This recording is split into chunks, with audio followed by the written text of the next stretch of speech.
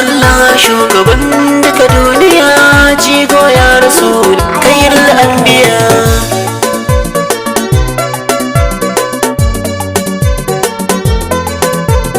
Ni ka nake kauna shugaba annabi, kaunar ka na cikin zuciya annabi. Mu kai muke yabo shugaba annabi, kaunar ka na cikin zuciya annabi. Ni da farko na sa sarki mai duniya, wanda ya yi wa dare rana yayyin safiya, dan ka da masalati ga khairul anbiya. Manzo na shugaba manzan daga duniya, mu kai muke yabo shugaba annabi, kaunar ka na cikin zuciya annabi. Ni yabo na zanya gurin annabi, shine babban bango na habibi. Inda ka fi shi baka da sauran zannabi, shugaban mu manzo khairul anbiya. Mu kai muke yabo shugaba annabi, kaunar ka na cikin zuciya annabi. Duk aunar shi yasa muke yin maulidi, kuma manzon Allah ya yi mana tanadi. Duk mai san manzo Allah ya yi mushi tanadi, wanda bai san daha ya fada hawiya.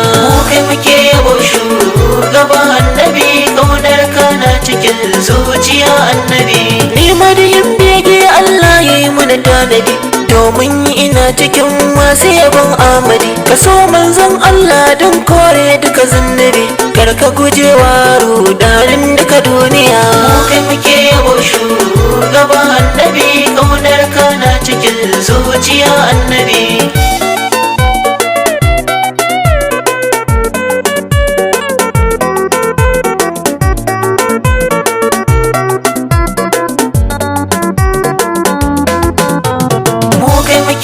Shugaba annabi, kaunar ka na cikin zuciya annabi. Annabi Muhammad gatan mu a duniya, duk mai san shi wallahi baya shan wuya, domin manzon Allah gurin shi muke tarbiya.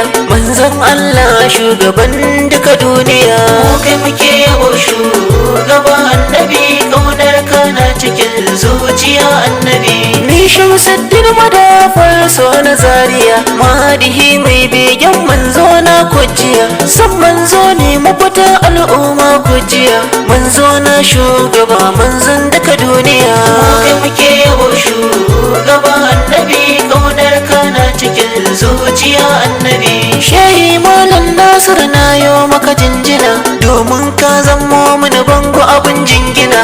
Godiya nake gurin sarki na Rabbana, wanda ya haɗa ni da kai sarkin duniya.